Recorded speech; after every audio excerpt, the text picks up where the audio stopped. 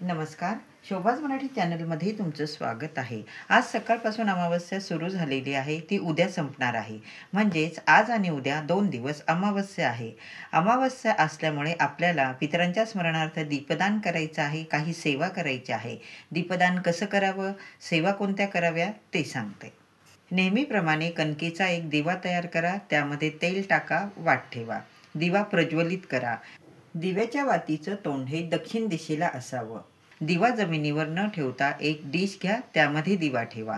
दिवा प्रज्वलित केल्यानंतर हा दिवा तुम्ही मुख्य दरवाजा बाहेर लावू शकता किंवा स्वयंपाकघरामध्ये जिथे आपण पिण्याच्या पाण्याची भांडी भरून ठेवतो तिथेही हा दिवा तुम्ही लावू शकता, ठेवू शकता. त्यानंतर हात जोडून आपल्याला पितरांसाठी प्रार्थना करायची आहे. सेवा 11 वेळा कालभैरव अष्टकमचं पठण करू शकता. व्यंकटेश स्तोत्राचं पण पठण तुम्ही करू शकता. ओम नमो भगवते वासुदेवाय नमः या मंत्राचा पण जप तुम्ही करू शकता. धन्यवाद.